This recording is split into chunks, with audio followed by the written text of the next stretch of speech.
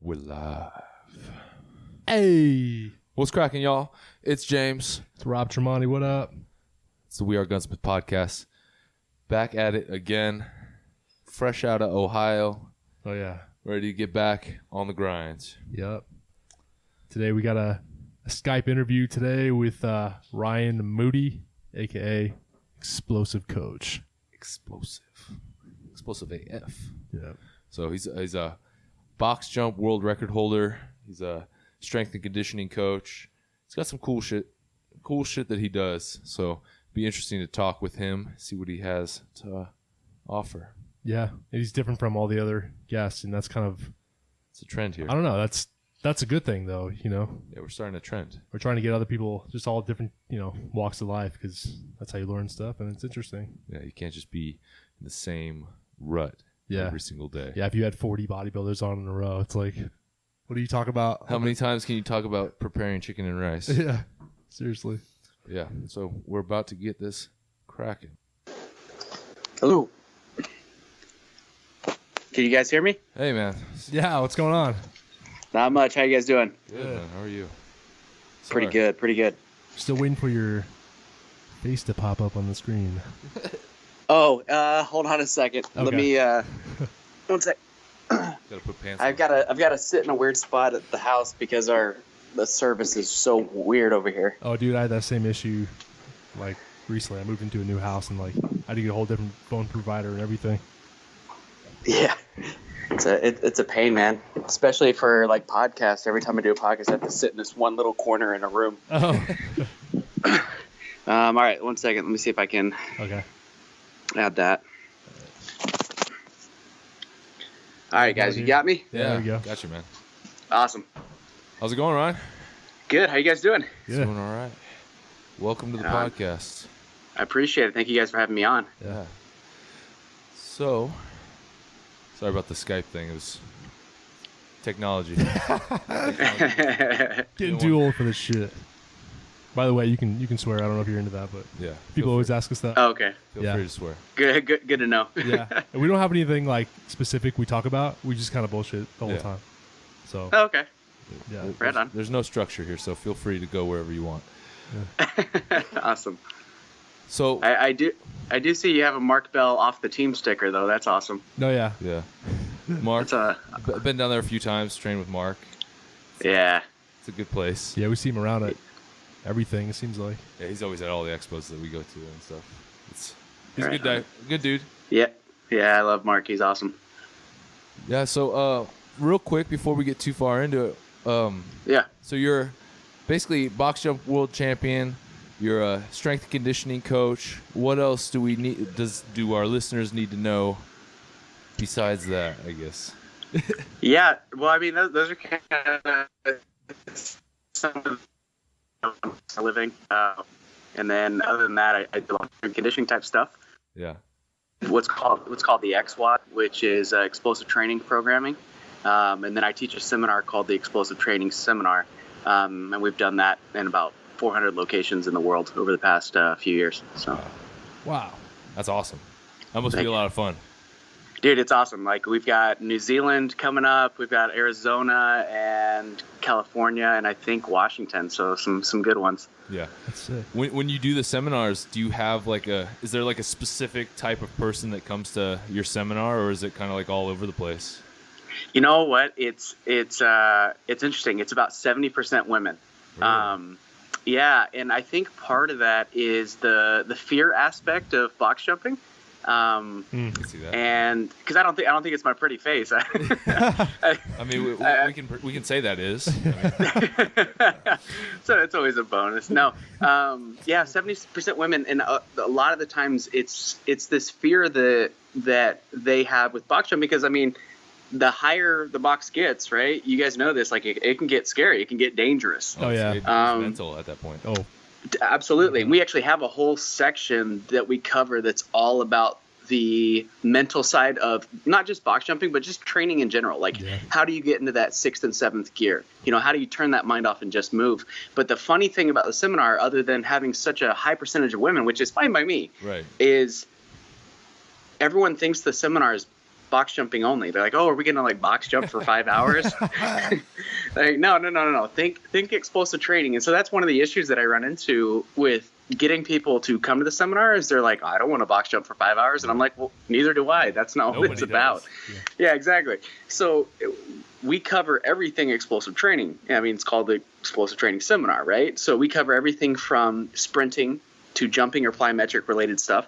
And we also work on some lifting type movements. And we even go into programming. We talk about like I said earlier, the mental side of things. And we cover a whole slew of things. And so what's so funny is we'll have people that won't come to the seminar and they'll wait to see what their friends say, you know, whether the seminar sells out or not. Right. Yeah. People. And then what happens is at the end of the seminar, their buddies are like, oh my gosh, dude, that was one of the most fun seminars I've ever gone to. Yeah. And they're like, oh, well, have them come back. And back in like 2013, that was near impossible to sign me up for the next day or whatever, because I taught that year. I did 110 seminars that year, and I was on over 400 airplanes. So it's like, sorry, I'm booked in advance. You're moving. Wow. Yeah. So, but yeah, it's a lot of fun though, man. It's so cool watching people break through physical and mental barriers in the first 20 minutes of the session, you know? So I love it. Yeah, that's crazy. Yeah, especially box jumps are mental. It's crazy. I remember because the highest I've ever done is 56, and when I was doing that's awesome. I set it up to 56. I'm looking at it, and my first thought is like, there's no way I can do that. Like, look how high that is. There's no way. And then James was actually there, and he's like, just do it. You know, just go for it. And I just tried it, and I got like way closer than I thought. And then I eventually did it after like the 4th or 5th time. And that's awesome. Felt great. But yeah, I mean, right at first, it's like, there's no way. I mean, a lot of lifts are like that, especially beginners or just they look at anything, they're like, I can't do that, you know? It helps to have padded boxes nowadays, though. That does make a huge difference. Huge difference. That's a lifesaver. I wish I had that when I started doing all this, you know, in 2007, 2008. I would have less nerve damage in my shins. Oh, yeah. And so... You wouldn't have the gnarly scars. Yeah, exactly, right? But those tell the story, so that's what's cool about them, right? Yeah. Each one's a different height. Exactly. What's the highest one you've ever done? What's the highest attempt? It depends on the variation. So if we're talking standing, when I was training at Westside Barbell with Louie, the highest I had done in practice from a standstill was 65 inches. And I was supposed to do that at the Arnold in February of 2014. I was breaking 4 records in an hour, 4 different ones. And I ended up breaking 3 of the 4, and I missed that one. There's a photo of it online, and my right foot's on, and my left toe is missing by about 1/4 of an inch. So it's kind of a big bummer. So I've done it unofficially, not officially, which actually still breaks what the current record is.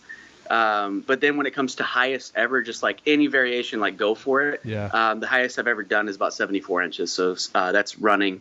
That's 6'2". But there are guys that are jumping, like Wesley Williams. He's doing around 76, 77 inches now for the running box jump. That's insane. Damn. For reference, how tall and how much do you weigh?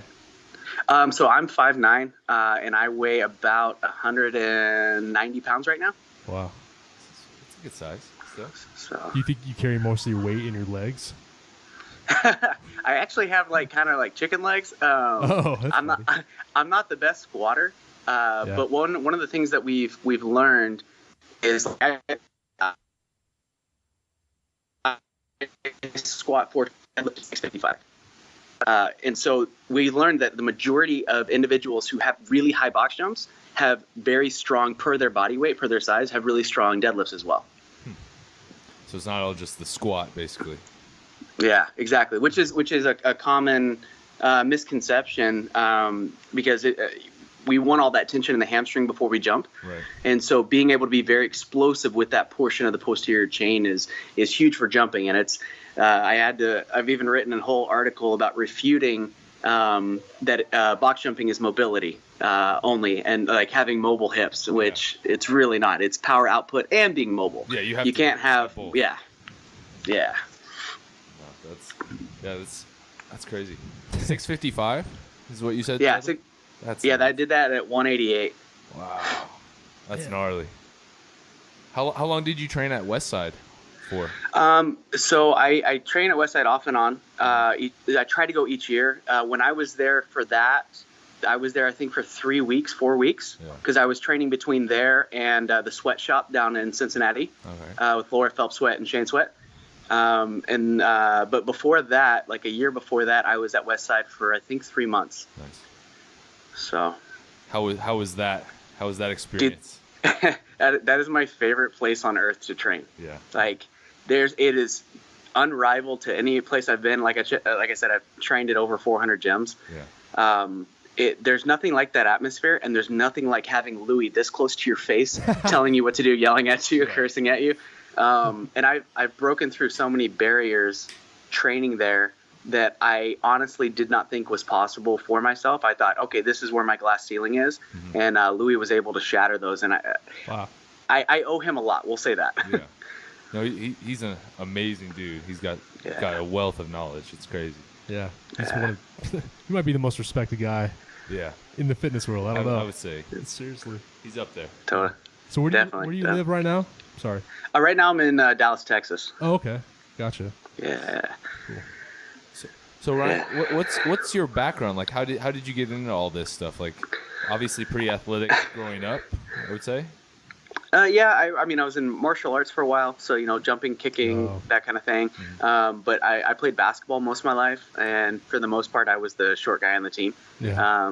When we were in high school, we had guys that were 7 foot and 7'3". Yeah. And I was one of the shortest, if not the shortest guy on the team. So I had to be fast and I had to jump. And so I was always working on those things. Yeah. So I would say a lot of that, training, if you will, on jumping came from that initially. Yeah. But the whole box jump thing is a completely different story. It was an accident, like literally an accident. I was living up at, I was going to school at Boise State University. Oh, nice. And I went up to, my buddies were like, "Hey, we're gonna go snowboarding. You want to go?" And I'm like, "Dude, I'm from Texas. Like, I don't. Snow? We don't really do boarding sports, on the snow." So they were like, "Come on, we'll show you. You'll be fine. You start with the bunny hills, whatever." So I went through all the little hills, and they're like, "Hey, you actually move pretty well. Like, let's go up on the big hills." So I was like, "All right, awesome, let's go." So we start hitting the big hills, and I'm learning a little bit about the speed and how to cut correctly and how to stop correctly. And they're like, "Dude, you're doing really well. Let's go hit some jumps." And so I'm like, "All right, cool." So, yeah, exactly. Right. Ignorance is bliss. So I'm like, yeah, let's go. I'm watching them hit this jump that's right down by kind of where the main lodge area is. It's we're really like the last jump you can do. So it wasn't anything crazy. And I'm watching them go, and they're not going fast enough to hit it with enough speed to get enough air. Like there must have been a lot of powder, because they would hit it and they would slow down automatically, and they would barely, jump. And so I was like, man, if you're going to do this, you got to go balls to the wall. Right. For the first timer. Yeah. So it's my turn. I'm booking it down this hill. And the next thing I know and I realize is I've never gone this fast on a snowboard before. And I'm not good at stopping, and I don't know how to land the jump efficiently or properly without, injuring myself. Yeah. During that really, quick, thought process, I end up losing control. And a few seconds after that, I'm waking up, I'm coming to, and I had sustained my 9th concussion. And my buddies at the top of the hill were cracking up, and it was like a yard sale. My gear was all over the place. My beanie was somewhere. I was missing a glove. And I was like, holy crap, what happened? And I go to straighten out my legs, and my kneecaps kind of moved from one side to the other. And I realized something was wrong. And I had actually broken off part of my right femur. Jesus. And I had torn ligaments and tendons in both knees.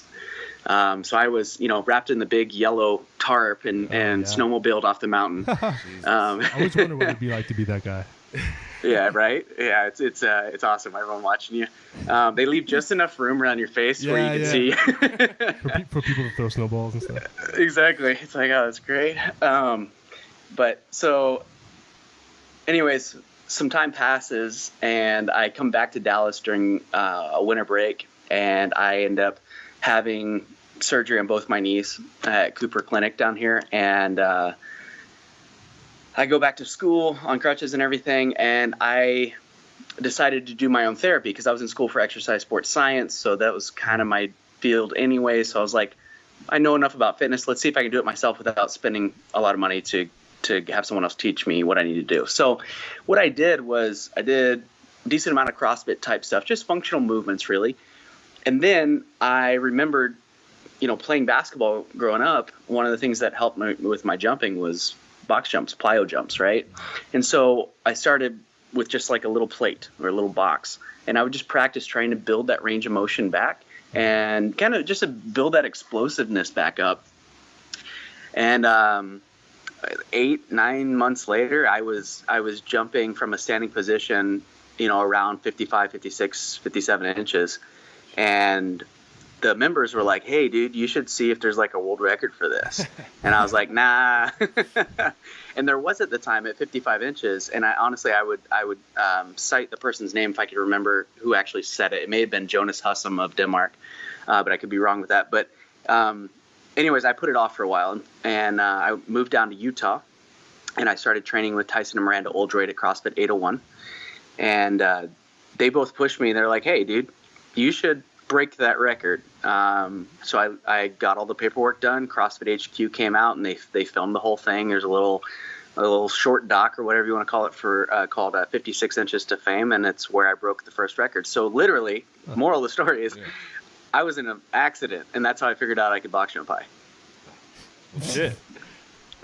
That's crazy that you did your own rehab. Did you get any pushback from, I don't know, like your parents or anybody?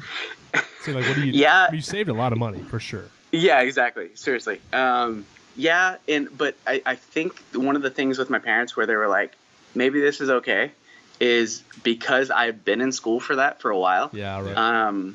And I told them that even if I went for like the first session, they told me what to do, I was going to do it on my own anyways, because I've been doing this stuff, even outside of schooling, that sort of fitness rehab type stuff. I've done it to myself for a while now, just because a lot of the physical crap I've been through in my life.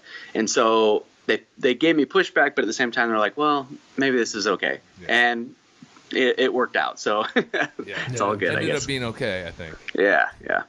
That's awesome. So do you still do a lot of CrossFit then? Like I'm doing the CrossFit Open right now. Yeah. How are you doing? No, I'm sucking right now. Well, at least in terms of like, it's all relative, right? No, it's all relative. Yeah. So in 2012, I was 315th in the world going into one of the last workouts, and then I ended up getting hurt. I fell from a bar onto concrete and split my head open. I'm very accident prone. Yeah, seriously. And so that took me out of contention to go to regionals. But to give you an example, I'm, yes, there's more people competing now, but I'm like 30,000th in the world right now.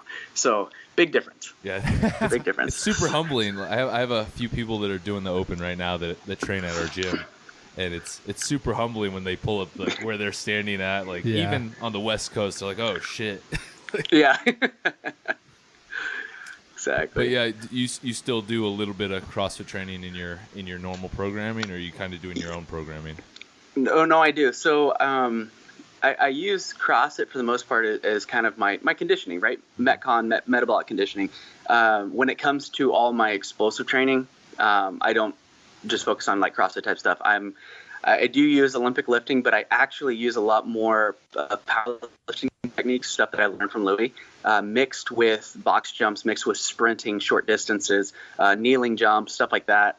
And I also do what I call the XWOD, my program that's rooted in post-activation potentiation PAP training.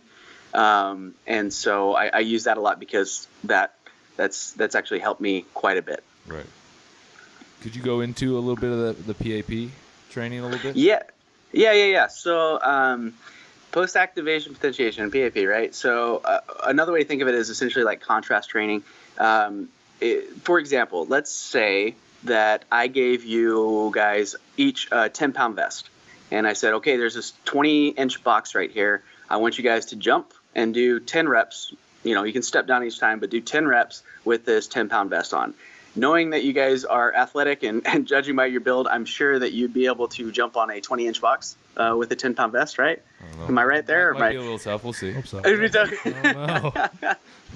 So regardless, if I have you do those 10 reps, right? And let's say you're successful with them, and you take that 10-pound vest off, what's going to happen when I have you jump another one? Right. Yeah, you go up. Right.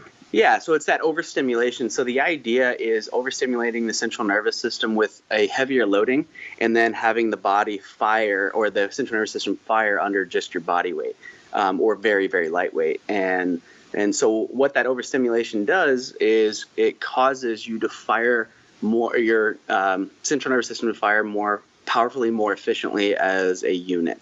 And so we utilize that with the hips and the shoulders, because obviously those are very important pieces to being explosive, to running, jumping, lifting heavier, etc.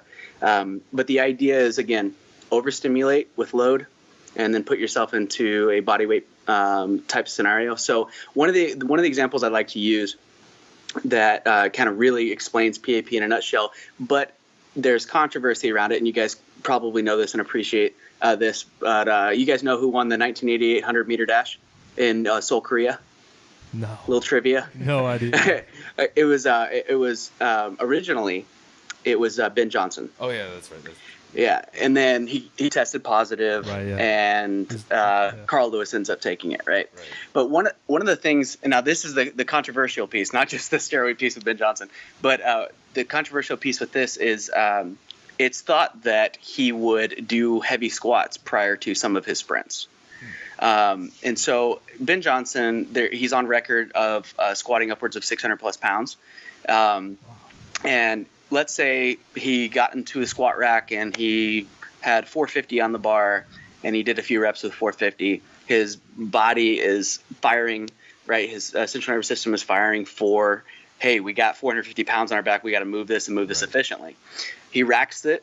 He's still stimulated, right? He's still lit up like a Christmas tree for heavy loading. And then the moment he would get into the blocks, when he would fire out of the blocks, right, his body's still lit for, And so one of the things that I love about Ben Johnson, him being one of the fastest, if not the fastest starter in the history of the 100-meter dash, I feel like some of his training, if those things are true, because there's controversy around that, would be part of the reasoning why he was as explosive as he was out of the hole. But yeah, it's that overloading with weight and then going into a body weight movement.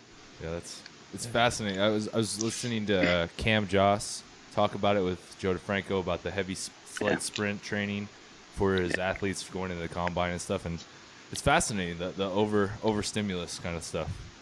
Oh yeah. It's starting to catch on a little bit more though, because I remember even like 5-6 years ago, it was, if you're using heavy weights, you're gonna get slower. It's not gonna transfer over as well. But now it seems to be coming back around. I remember being told that in college. Yeah. I remember being told by my coach never to squat past parallel. You know, and but at the same time, like it's one of those things. The people that are in it deep, right? Like the Louie Simmons of the world, the Glenn Pinlays, they are testing this. They test theories in real life when everyone else is just talking about it in school, right? Or it's something they heard for years and they just understand that's why it is. But when it comes to this kind of stuff, for example, on the conjugate system, which has been used for a long time, originally by the Russians, Louie's been doing this for a long time, and so if we were to have this conversation with Louie Simmons, he'd be like, yeah, I've been doing that for almost 40 years. What are you guys talking about? You dumbass. You should have caught on a long time ago. The whole Westside Barbell thing is like, the whole connection is super fascinating to me. I'm just kind of curious, like, how did that even first happen? Like, did you reach out to them? And because I know it's almost impossible to get in. You know what I mean? Yeah, it's tough. So as you guys know, and just in case the listeners don't know, it is an invite-only gym. Right. Which for one of the first times in a long time, if ever, they actually just opened the gym at the Arnold for people to actually come and see the gym. Oh, no shit. Damn it. Yeah. We fucked up. We were just there. Yeah. Yeah. You could buy tickets and have like an appointment to just go walk around and see the gym. And it's funny because if you look at the address on their website, it doesn't take you to the gym. It takes you to their office. Smart. They don't want people just showing up. Yeah, exactly. Smart, so that all came about early on in my CrossFit days when they started dabbling in the Westside stuff and they started showing videos of Louie Simmons. I was like, who is this guy? I want to learn from him. And so I started researching him as much as I could, and I was learning everything. And I was like, oh man, this is going to be kind of tough to get into this. A little known fact: if you email Westside Barbell, like as in if you email their training email and not like their office emails, the person responding to you is actually Louie. He actually responds to all the emails. Now, the interesting thing is he doesn't physically type it out. His office manager Tom does. He just dictates what he wants them to say. That's tight. But That's how you know. so yeah, exactly. So knowing that I had broken world records and that is what interests him, probably I would argue probably the most is breaking records. Yeah. I said, you know what, I'm going to give it a shot. I'm just going to email and just see if I get a reply. So I shoot an email, and about 12, 14 days later, I get a reply back. And I told him basically, hey, Louie, I'm a fan. This is what I've done so far. I believe that you can take me higher. And I'm at a point where I cannot go higher. And I need to find that person that can take me there. I believe you can take me there. And he sent me an email back basically saying, I have not worked with someone that is jumping that high that hasn't already worked with me. So he's like, yep, you can come to Westside. So I email him back. I'm right. When can I come? And how much does it cost? And they replied with, just let us know how long you can come and stay for. And don't worry about the cost. And I didn't know at that time that he doesn't charge people to train at his gym. Right. You get the invite, you're good. So about a month or so later, I did a little bit of an East Coast tour. And once I finished part of that tour, I dropped into to Westside, and I was there for about 2 weeks, and my world was lit up real fast. Yeah, seriously, dude. Seems a bunch of monsters squatting over 1,000 pounds. Dude, I remember. So the first day I walked in, right? He told me to come. I think it was at like 8:30, and I think the guys train at 8 in the morning. And I had no idea. I was like, all right, I'm just gonna have this one-on-one with Louie Simmons. Great.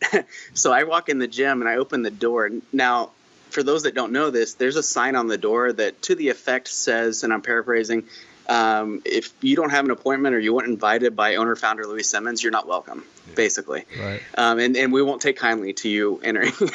So I'm opening this door having no idea what's really on the other side of it. And I walk in, music's going, heavy metal, and I see some of the largest human beings I've ever seen in my life.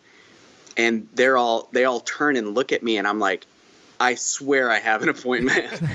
Don't kill me. Like, are you the gym or who's... And Louie walks around the corner from the other half of the gym, kind of looking around, and he goes, "Who the F are you?" And I was like, I'm Ryan Moody.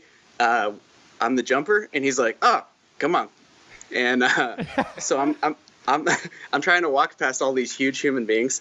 And I'm looking around, and I feel like a little 14-year-old girl, like trying to squeeze my way through them. And I'm like, "Oh, I'm sorry, I didn't mean to bump you. That was totally my bad." Don't touch anybody. Yeah. And he's like, "All right, these are the ladies on the other half. This is who you're training with." And I felt bad for them because when it was my turn to do anything, they had to take a lot of weight off, and I was like, man. But at the same time, there's a kind of a common respect because they know if Louie brought you in, there's a reason. Yeah, there's a reason that you're there. You're not just some dude off the street. Uh-oh. Okay, there you go. Absolutely at Westside. So did so the conjugate method in Westside kind of really influenced your style of training then?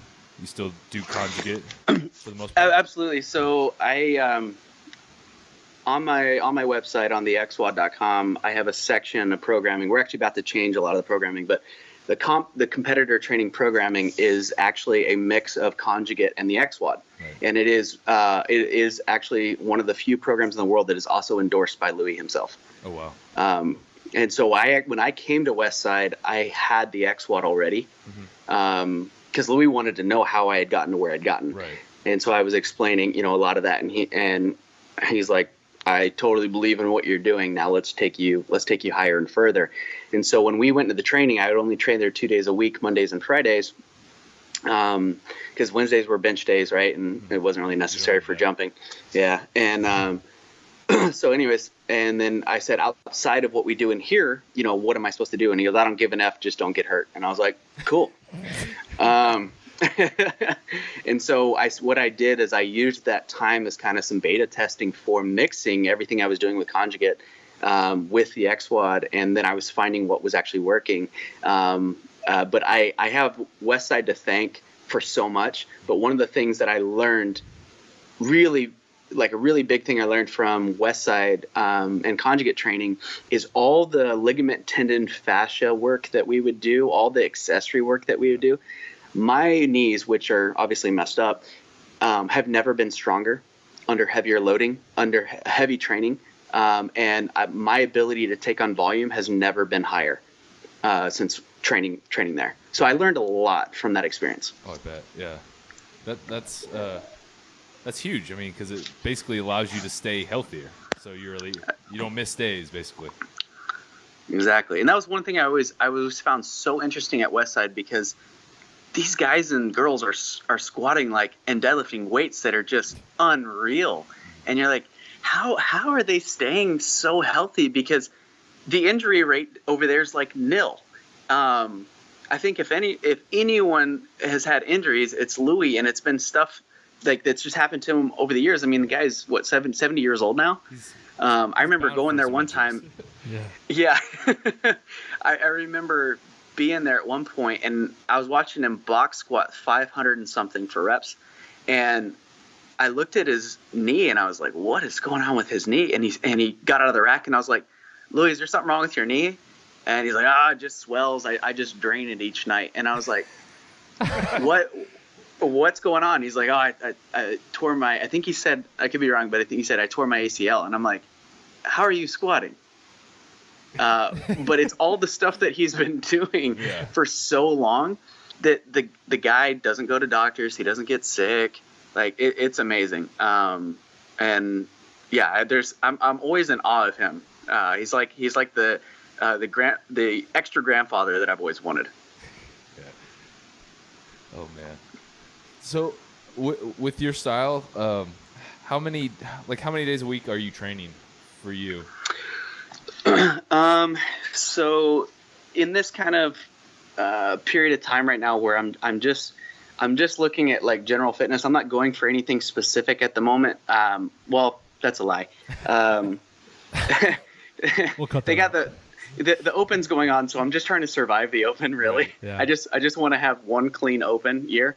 But I am training to break a world record on top of Kilimanjaro in Africa, and that whole thing is actually tied up around a charity support for Operation Underground Railroad Rescue, which they work with. They have I don't know what to call them, units that go out and they basically save children from sex trafficking operations. Oh, shit. Yeah. And they've saved over 1,000 kids so far. But that's what I'm working on with that. We were originally going to do it this month and weren't able to get all the funding we need, so we're pushing it to June. So I am working on that. But the biggest thing with that is, as I've been talking to Louie and Tom over at Westside, the biggest thing is survive the mountain and train so that when you're at the top of the mountain at 20,000 feet or whatever, you're explosive enough to do whatever heights you can do. Yeah. I was going to ask you what that'll be interesting. Is the record itself? So we're actually going to set and break. This will be a new one. And so I plan on setting it at 24 and then breaking it till I just can't jump anymore, which could be 3 jumps. You know, we really don't know what the body's going to function like at that altitude. Yes. Yeah, because I was just talking with Corey Proctor, former Dallas Cowboys, athlete, and he had just done it with the Wounded Warriors. And I was like, now, given that you're like 3 times my size, I get that, but what did it feel like at the top of Kilimanjaro? And he said, he's like, man, I just wanted to get down. He's like, I went up there, took my picture, and I was like, I got to get down. That's funny. So it'll be interesting to see. But when it comes to the training itself, it's the concept is to make sure I keep my body weight range in a range that's not too heavy that the climb itself is going to wreck me. So I'm working a little bit more on the endurance piece of it, the cardiovascular piece of it, but I can't go, as you guys know, I can't go that too far into that, because then I start to lose the explosive piece. So it's balancing those two. So right now my fitness, that's why I say my fitness is pretty general. Yeah. It's just kind of, let's be good at everything. Yeah. That's tough. That's easier said than done. Yeah, totally.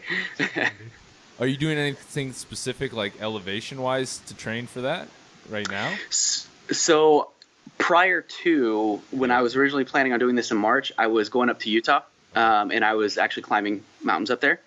And so that was part of it, was to get some elevation under me, 10,000 foot plus, and then practicing some jumps up there, which for the ones that I was able to do, like, I felt fine, but I kept telling myself, well, the height that I'm actually going is twice this. Yeah, right. So it's going to be very, very different.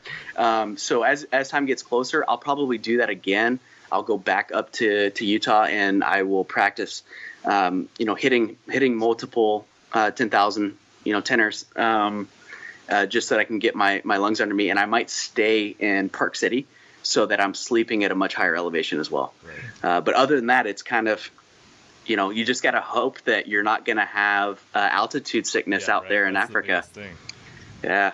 Have you ever climbed anything that high before? Ever? No, the highest is 12. Wow. So this is completely outside the 12 feet zone.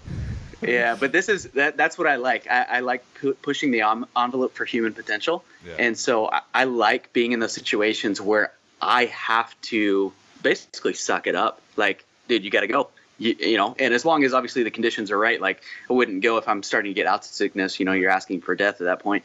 But where most start to struggle or suffer, that's usually where I can rise to the occasion, if you will. So that's what I'm actually looking forward to, that point. Yeah. So it's going to be a big group of you guys going out there then. So I've got a small film crew. And a few friends that are climbers that are going to go. Very cool. And that's it. So going to document the whole thing and throw it up on YouTube or something?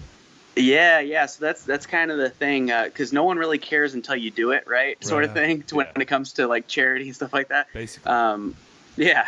So we actually did some filming over at the Blaze in Glenbeck Studios for Mercury Studios.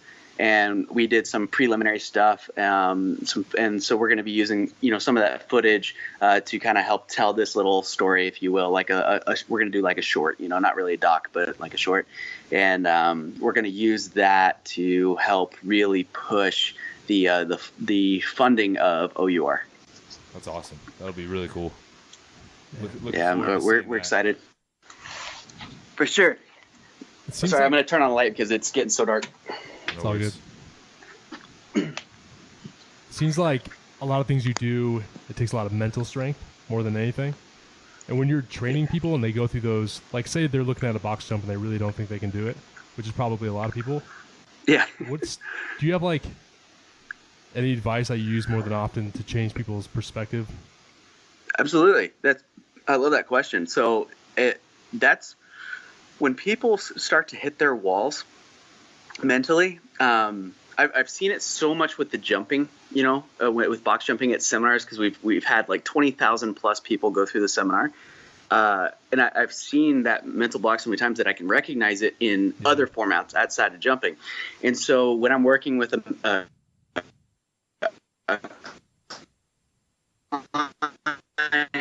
start to happen, I start to see that, have that kind of facial recognition, if you will. That's where I first see how they react to it.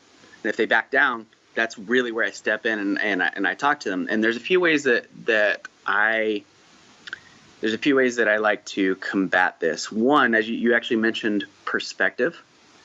And I feel that how you're looking at something is huge. And so I one of the things that I try to teach people that I work with is what we're trying to do. Like, let's use the box jump example. What we're trying to do is we're trying to jump on top of a box. And you are allowing an inanimate object to control you. You're allowing something that's not intellectual to defeat you. When you are the intellectual creature, you're the capable creature. This is an inanimate object. And I help them by saying, here's what we're going to do.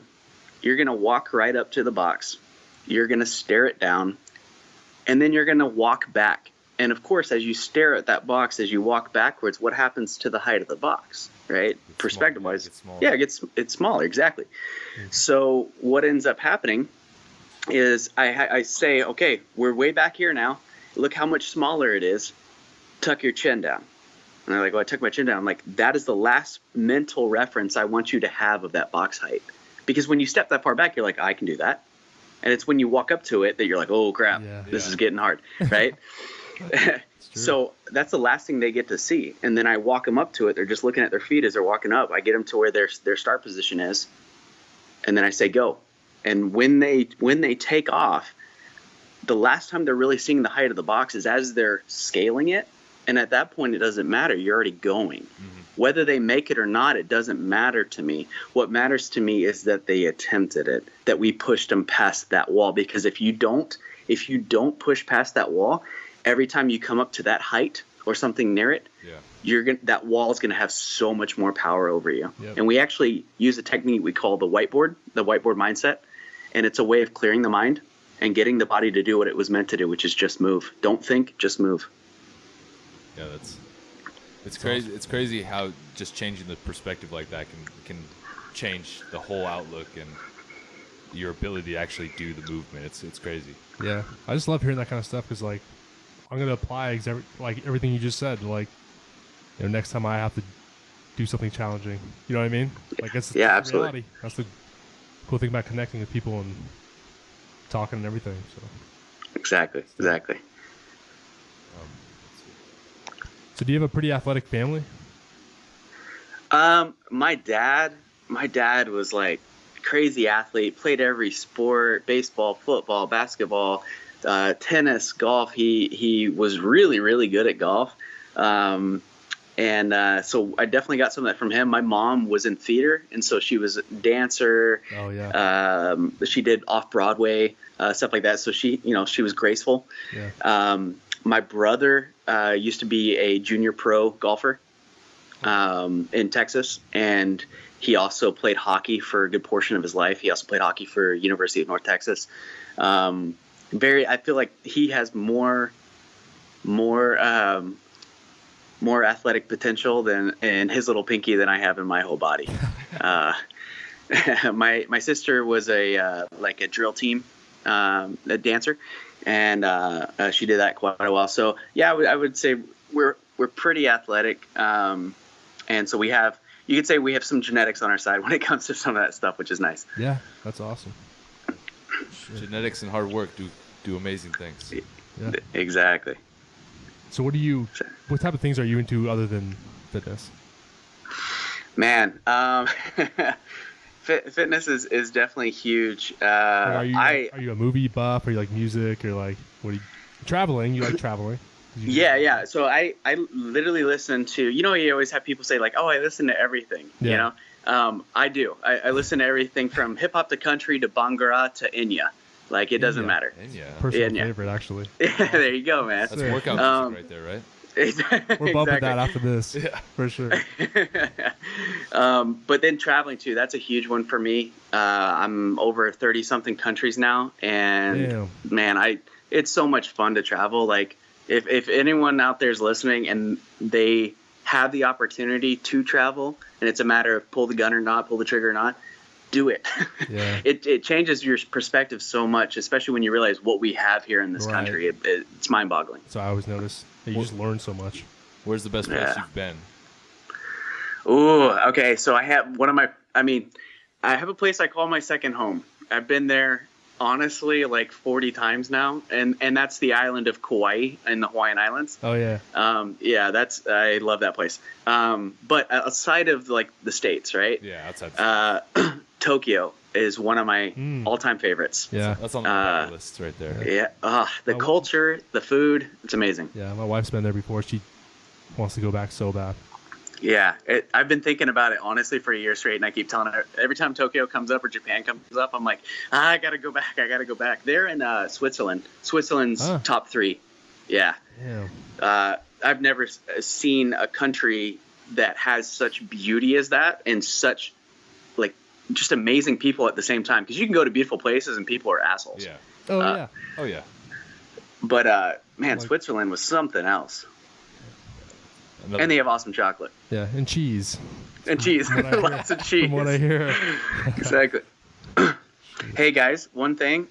You might hate me. We may have to pause. My phone's about to die, so can I grab my charger real quick? Yeah, Is that cool? Go ahead. Do your thing. All right. Yeah.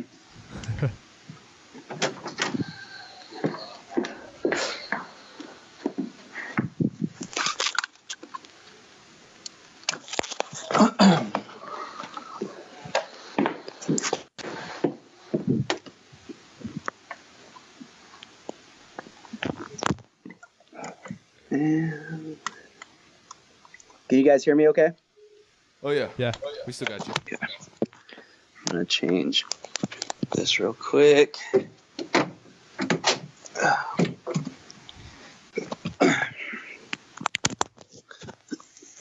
All right, I got one of those iPhones where you can only charge or have the headphones, so that's always awesome. Fuck Apple for that, right? What the hell? Those bastards. Why would you do that? Like Money.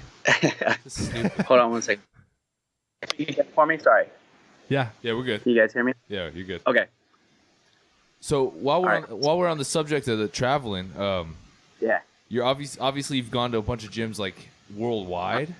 Like, what's the biggest like culture difference you've seen like traveling to like different places? Like, because you go to a gym in the U.S. and it's kind of like got this. We've got our own little culture here, and is it different? Have you noticed the difference? So 2 things, and one honestly just may have been a really bad experience. It could have been, one of those things where it's like I caught someone on a bad day. When I was in Melbourne, there was a gym I dropped into. I wasn't even teaching out there. I just dropped into it. And the owner was Unpleasant. not a nice dude.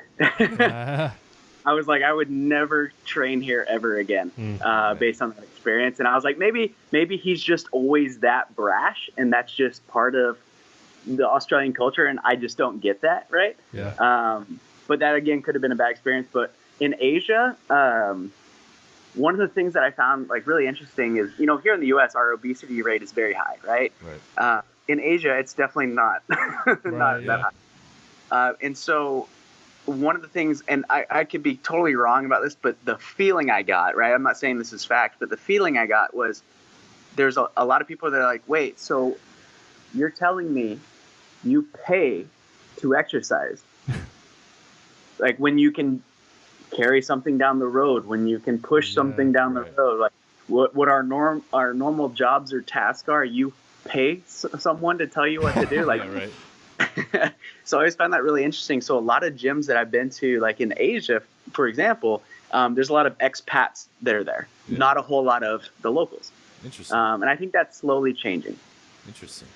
It makes sense though. I mean, if you're doing hard manual labor or you're doing something with your body outside, you don't really necessarily need to go into the gym all the time. Right. Interesting. That's funny. Yeah, I remember this joke going around that was like about how people drive to the gym so they could walk at the gym. Yeah. It's like, why don't you just walk to the goddamn gym? Exactly. It's funny. It's crazy how like, well, I guess this could be another question, but like, at what point did you realize you could make this your life? Like, and you could monetize your talent, for being athletic and jumping and whatnot, where you're like, okay, here we go. I can actually teach other people how to do this, et cetera, et cetera.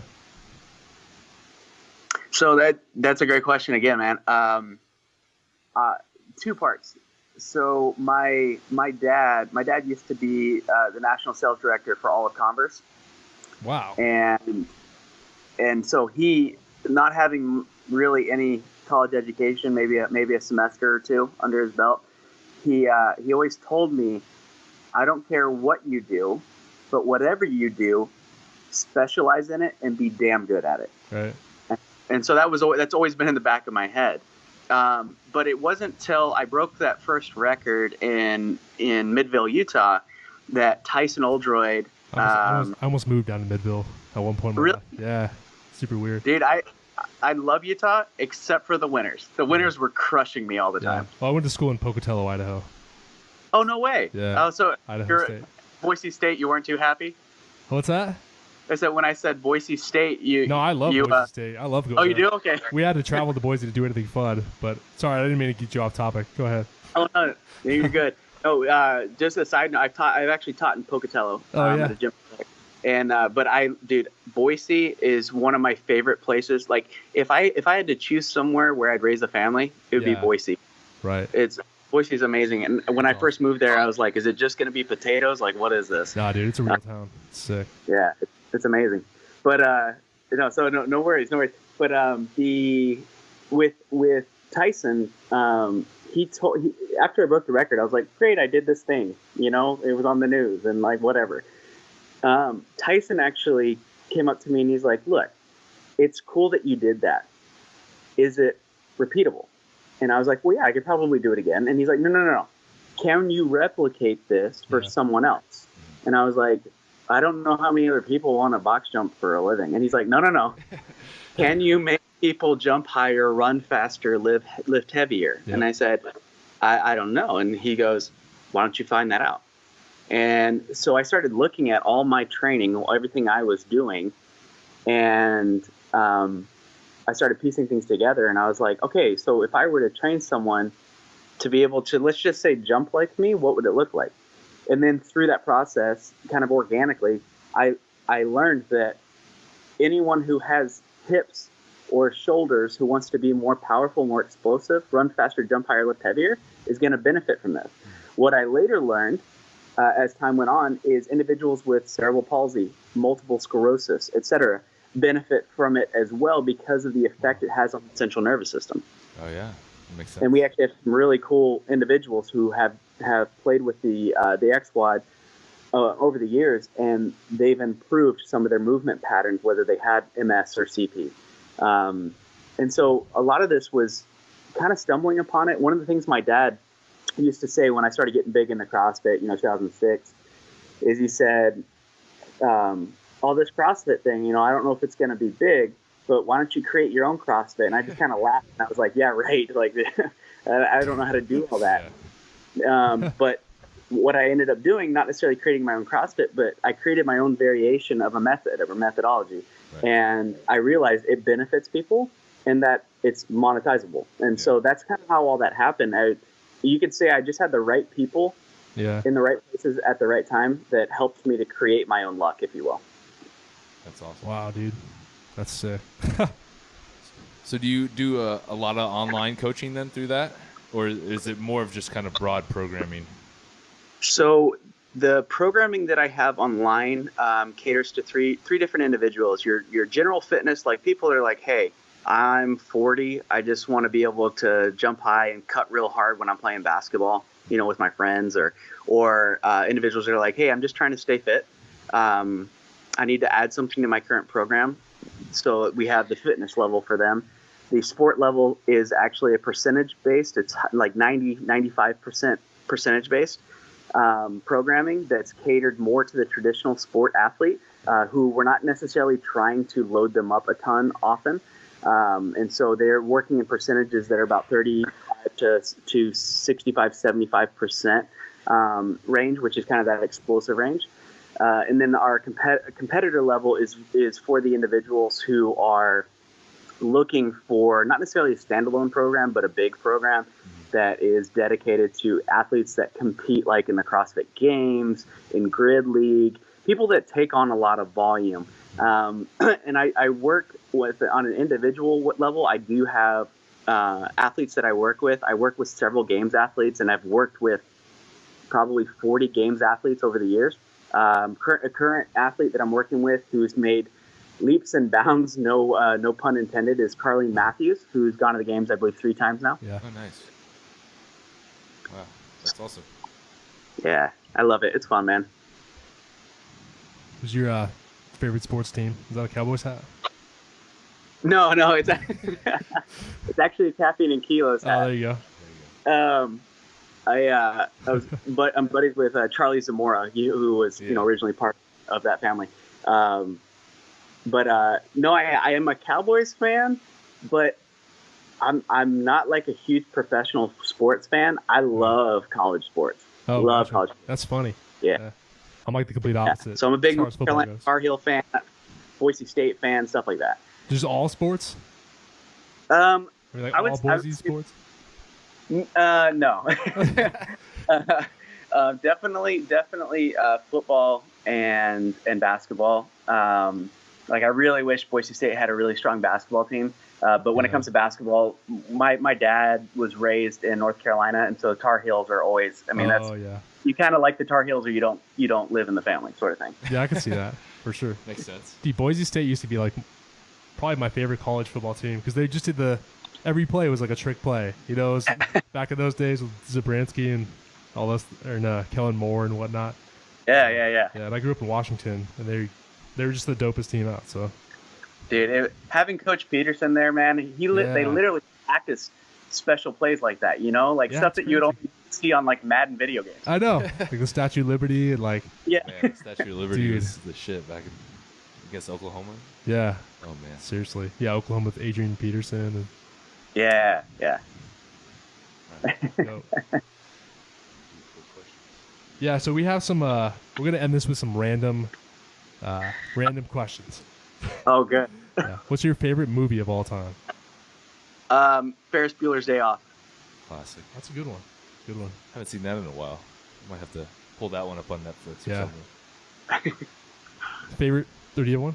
Yeah. Go ahead. Zombie apocalypse. What are you doing? What's the plan? Oh, dude.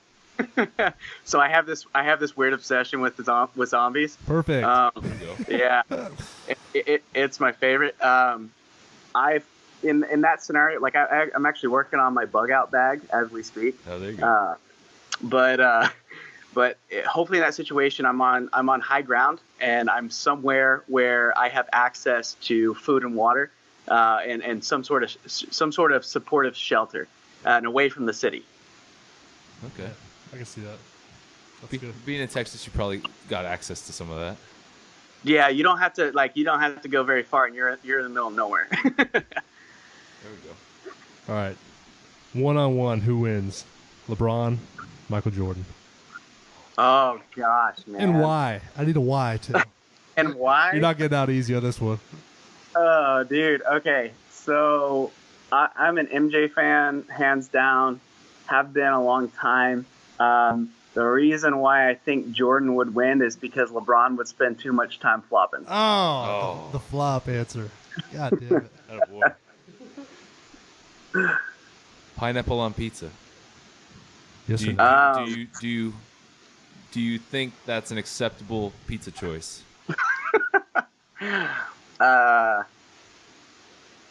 If I'm hungry, I don't care. Otherwise, it is a little odd. Okay. We'll count that as a half point. We have a debate amongst ourselves. He thinks it doesn't belong on pizza. I happen to enjoy pineapple on pizza. So Yeah. we'll count that as a half point for... Is it just pineapple on the pizza, or is there other things? There's other things. Just Just Okay, the fact that pineapple is on the pizza, does that ruin the pizza? for Okay. you? Okay. No. If it was like just pineapple on pizza, I'd be like, passing. But if it has other stuff, I'm cool with that. I'd say that's a win for me. But... That's all right. you get one every once in a while. It's okay. All right, this is an age-old debate. In their prime, who do you prefer? Pamela Anderson or Carmen Electra? Oh my, dude, these questions are not fair. I would have to say, I've always had a fascination with Carmen Electra. Oh. So I'd probably have to Carmen. Yeah. Yeah, I can see that. I can side with that. I can agree with you there. Wow. I'd also be worried about getting something from Pamela. This is her in her prime before all the weird shit. Yeah. Okay, cool. Yeah, before Tommy. It's like Baywatch, Pamela Anderson. Okay, I'd still choose Carmen. Okay, that's all I got. What about coconut? Do you enjoy coconut? Do I enjoy coconut? Like coconut flavored things, like pina coladas and Samoa cookies. Yeah. I especially like coconut when I'm actually in Hawaii. There you go. Well, that's the best place to get it. Yeah. If you're gonna eat coconut, I guess that's the place to go. Okay, that's a win for me. We also have a debate on that too. So. Oh, you know what though? I gotta say this about coconut. If it's coconut flakes on something, no, I hate that. Yeah. I think it's a texture thing. Yeah, I can see that. I can agree with that 100%. Yeah. Well, I bet you can. God. Anything negative towards coconut, I'm behind you 100%. Yeah. Man. That's funny. So, what's the seminar schedule looking like for you? And are you ever coming? If you ever travel through Southern Oregon, we know a gym that has time for a seminar. So I don't know. Oh well, hey dude, if you can go to the xwad.com/hosting. Oh, cool. And you can have them submit there, and then I can process everything. So after, I'll just say it like this: when I was teaching seminars like crazy, that year I was on 400 plus airplanes. Right. I started getting gray hair. I started getting sick all the time. I was getting hurt all the time. Gray. I was literally felt like I was dying. So I took a year and a half off from teaching seminars. Yeah. And I only recently started booking again. So we have openings going into the summer currently. Nice. All right. Yeah. And the gym I was referring to is our gym. Oh, nice. Well, I'd love to come out there anytime. It'd be awesome. Yeah, dude. There's really nothing out here like it. So if you're ever in Southern Oregon, Grants Pass, say what's up. Come on through. Yeah. How far is that from Medford? Like 20 minutes. Yeah, I actually live in Medford. Oh, really? So I taught out in Medford. The very first place I ever taught was in Hillsboro, Oregon. Okay. Oh, yeah. That's not too far. Isn't that's up north? Yeah, it's a little bit north of us. Yeah. Very cool. Everything's pretty close, though, relatively. But, right on. Yeah. What part of Texas are you in again? I'm in Dallas. Dallas, okay. Yeah, we were just talking about visiting Texas recently and just getting out there because it seems like everybody cool is in Texas. Yeah, there's a lot of cool places for never go out there in the fitness industry out there. Oh yeah, for sure. And if you guys are ever in Dallas and you need gyms to drop into, I've got a plethora of gyms I can get you guys into. Oh, that'd be sick, Perfect. dude. Sounds I good. appreciate that for sure. Yeah. Well, Ryan, do you wanna plug where people can find you and whatnot? Yeah, absolutely. So you can follow me on Instagram at TheXplosiveCoach, THEX. It's only one E in there. And then on Twitter at ExplosiveCoach, Facebook.com/ExplosiveCoach.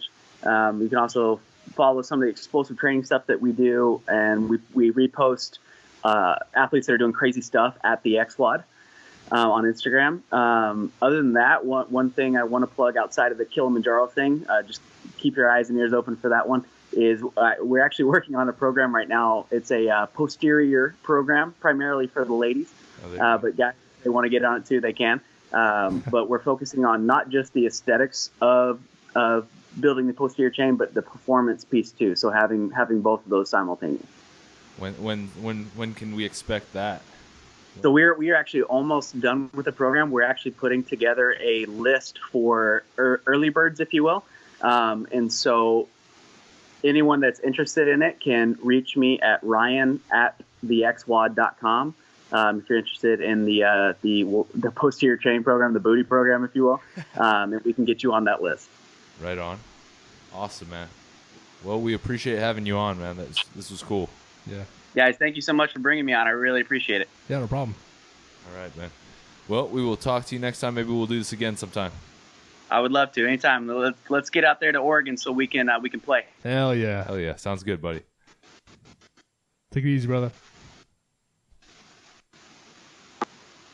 All right. See ya. Lit. Right on. Yeah, that's crazy. The Westside Barbell thing's nuts. I always thought it was just like there's no chance that somebody who just did box jumping or anything other than incredible powerlifting. Yeah, you just gotta could be in there. If you can't squat 1,000 pounds, you're not welcome. Yeah. But the fact that, he said, like, Louie only cares about records and stuff. I mean, no, makes sense. That's exactly what I've heard about Louie. That he, like, that's his, like, obsession. You know? And it makes sense. I mean, the more world records you break, the more popular and more people are interested in your shit. And it just adds credibility to what he does out there. Yeah. Not that he needs any more credibility, but it just kind of enforces the legacy. I think he just wants to be around special people. You know what I mean? Yeah, and I can sympathize with that. You know, when I was working at a commercial gym, and you work. No offense to some people out there, but like, I mean, you want to be around people that want to fucking be there and are willing to work hard. And well, to the contrary of working at a, one of those kind of gym, like a normal commercial gym, you've also worked out at like, really intense special gyms, and you get that environment. Of course you want that. That's really what it is, the environment. If you're around a bunch of special people who are dedicated to what they're trying to do and trying to be better, then it's just special and it rubs off on you. You are who you surround yourself with, like that old saying goes. You're the sum of the 5 people who are closest to you. Right. I agree with that 100%. Yeah. And like you get to see people who may have a similar build as you or something like that, and they're doing these numbers that you didn't think were possible, and you're like seeing these people do it, and you're like, I can do it now. Yeah. Well, even just that, like the glass ceiling he was talking about, Oh, dude, that's everyone sets boundaries on themselves, and then they get stuck there. Most people, they'll set a boundary, and this is a huge generalization, but most people set a boundary, and then they never get past that. Yeah, like it just stops them, and then they're stuck like that forever. It's the ones who are successful are the ones that break through that shit. Yeah, for sure. And it's all mental. It's like what he was talking about. It's literally, it's all in how you perceive shit. Yeah, dude, everything is your work, everything. I bet there's several people listening right now. If you went in and talked to your boss about a promotion, you might get one. Yeah. But a lot of people are sitting in their office thinking, he'll never give me there's that no way I'll promotion. ever get one. I don't. But you go in there and you explain why you deserve one, and they may be. I mean, we say he or she, your boss. Dude, it's 2018, man. I know. Don't be assuming gender. I was just thinking about all my bosses have always been guys, but yeah, I mean, they may be on the cusp of giving you a promotion or something like that, and like, maybe you want to see you come into their office to show. That's some of it too, showing initiative and showing see if he gives a fuck, drive, or if he's cool with making minimum wage for 6 years in a row. If you're not going to ask me for a raise, I'm not going to give you a raise. Like, no, flat out, like, or at least economics of it. If you're not going to ask for a raise, if you're willing to do it for $10 an hour, I'm just going to keep giving you $10 an hour. Right? Yeah. So I don't know. It's crazy because it's funny because I was actually just listening to a podcast with Joe Rogan, and he was interviewing that guy David Goggins, who's like an endurance racer. I gotta watch that whole thing. Yeah, you gotta. I think did you fall asleep during it when we were listening to it? I woke up to it. Yeah, but I was like, who is this Dude's guy? Gnarly, and like he was talking about the fact that he had to do like a 100-mile relay or 100-mile race, and he had never run 100 miles before, and he got to 70 miles. And he just physically, his body was shutting down. He didn't think he could go any further. And so he laid down, collapsed, like shit himself, was pissing blood and stuff, and thought he was just done. Like, body was done. There's no way he can finish 30 more miles. Like, it just doesn't make sense. Yeah. There's like, literally, he'd hit his max. He hit the wall. And then he started walking, like, I got to do a little bit more. He started walking, and then pretty soon he was running, and he ended up running the last 29 miles, I guess. Because he walked a little bit, and then he ran 29 miles, booty full of shit and blood running down his leg. Like, that's insane. But he thought he was done, and then he realized, I'm not done. I got another gear. Yeah, what do they always say? Like, your mind quits before your body does. Oh yeah, 1,000% right there. I always notice like things, especially like when it comes to like mental things. Like, if I'm doing like push-ups, for example, and I tell myself I'm going to do 20 push-ups right now. Yeah. It's not hard. Like, up until like 18, it's not even hard. But there's like 19 and 20 for whatever reason. When I hit 20, I like can't do more. But sometimes I'll train myself when I'm doing it. I'll be like, listen to my music or something. I'm not counting anymore. and I just go forever. And I'm like, how many?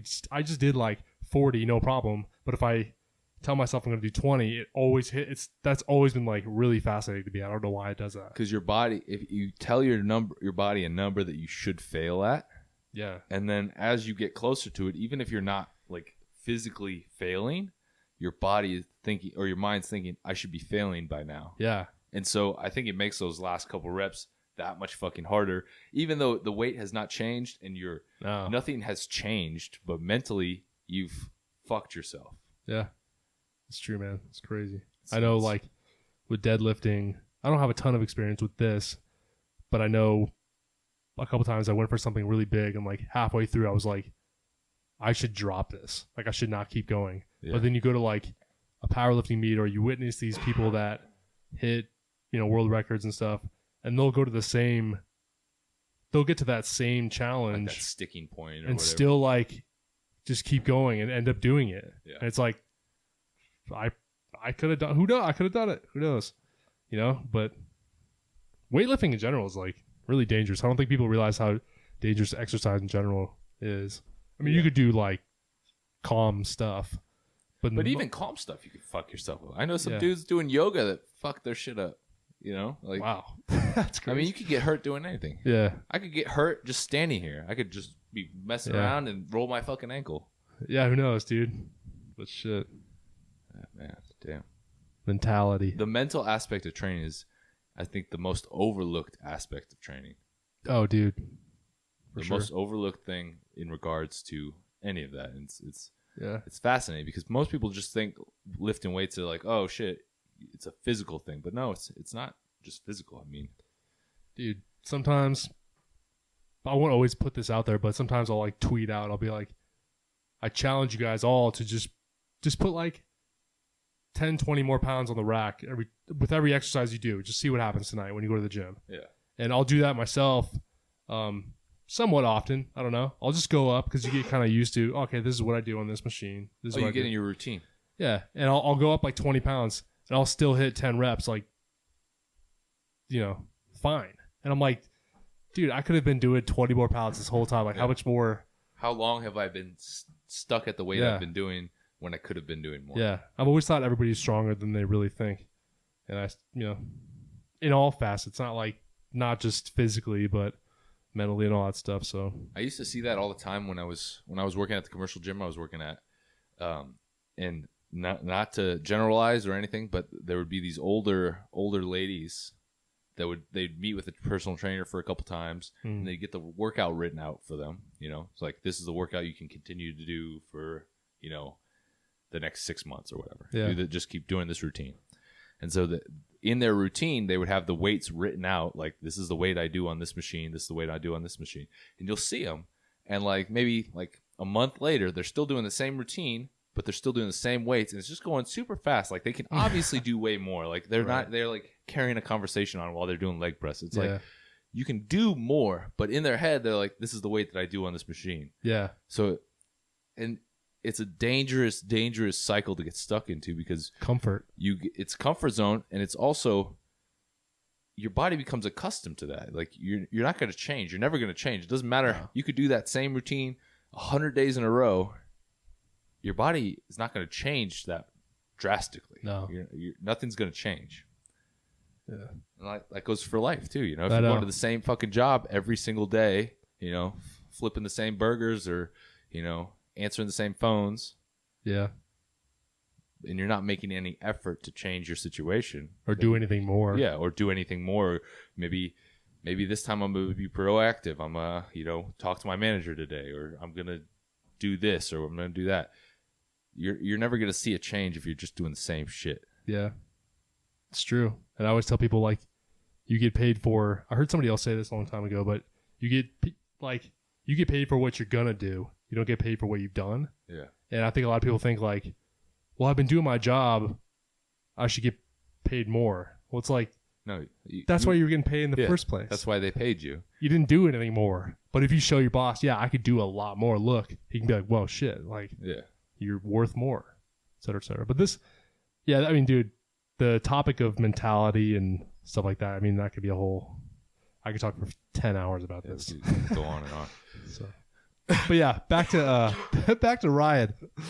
He's fucking 76 inches. Is that what he said? 76? 70. Fucking hey, dude. We don't even have enough boxes here for that. Yeah, we can only get to 62 right now. Fuck. Sorry, Ryan. But so much for him doing a seminar here, man. We got to get another set of boxes. yeah, he's going to teach us how to go buy some more. He'll jump over our fucking box, dude. Yeah, shit. But I can't even imagine that, dude. I'm just thinking about like looking at it. Yeah, because I've done. He's 5'9". Yeah, so he's looking up at it. Yeah, he's looking up at it, and his little trick doesn't really work when you're looking up at it. And and he still thinks I could do that, and then he does it. It's crazy, dude. Yeah, I applaud his mental strength more than anything, but also his physical abilities for sure. Well, I was doing box jumps last night here, and I'm getting back into the box. I kind of took some time off because I was getting some tendonitis in my knee, so I took some time off, and so I'm getting back into it, and so I'm not jumping as high as I was. Yeah. And I was doing some box. I think it was like 42 inches, and it's like something that's normally like nothing for me, right? And I was doing it, and the first time I did it, I was like looking at it, I was like, damn, this is kind of high. I don't know if I can get this. And so I struggled with it. And then Cam was like standing right behind me. He's like, come on, bro, like send it. And I was like, I can do this. I know I can do this. I don't know why I can't fucking do it right now. And then I just fucking talked to him for like 5 minutes, and then I did it fucking easily. Yeah. Like I went over and fucking did it. And I was like, what the fuck was like the last 10 minutes of me trying to do this, and I couldn't do it. Dude, psychology is... It's all insane. I almost wish I studied that more. I guess you don't really have to study in school. You can just YouTube University. The University of Life, bro. Yeah, dude. But anyways, guys... Well, this was dope. Yeah, I have no idea how long this has been, but hope you guys enjoyed the Skype thing. Hopefully the audio sounded good. The audio probably cut out a little bit, but you can kind of get the gist of what he was saying, because I don't think we missed anything like too crazy important, but the audio messed up a little bit. I think the reception was a little bit bad on his end when he was moving around. Like he said, he had to go sit in the corner. Yeah, he had a bad reception where he lives or something like that. So. But hopefully the audio turned out pretty dope. Mm-hmm. If not, don't worry about leaving us a comment, because we know. No. Leave a comment. Engagement. Leave a comment, but just know that we already know the audio is shitty. Yeah, and please, like we've said before, now that we can Skype people in, drop a comment, or message us, do whatever, and just let us know who you would like to hear. We can tagging The Rock, yo. We can do it. Yeah, start tagging The Rock, Stone Cold, Jesus. All of them. Shit. I don't know why they wouldn't do this. I mean, right? It's not like The Rock doesn't have 50, 60 million followers on Instagram. I think it's like 90 million. Whatever. I'm actually really fascinated by what he has. Does he have more than Kim Kardashian? I'm pretty sure. Is no the question. Way. Kim's are fake. Hey, shots fired. Damn, dude. He's got 101 Kim, million. you need to come on this podcast and fight Rob, because The Rock has 101 million followers. Kim has 109. Damn, dude. Come on, Rock. That's cool. How does Kim Kardashian have more followers than The Rock? Does she have the most in the world? I don't know. But if she does, that's insulting. I bet Kendall has more. Or Kylie. Dude, how mad would you be if you were Kim and one of your younger sisters had more followers than you? Kylie has 105, so she's down 4 million. 4 million. Only 4 million people. Fuck that. And who's not following Kendall but's following Kim? Like, I feel like it's the same fucking person. Like, I don't know. Damn. Everyone go follow The Rock. We need to get The Rock over Kim. Everybody go follow Rob Tremonti. Yeah. Hopefully 110 more people, 110 million more people follow Rob. Yeah, that's all we need.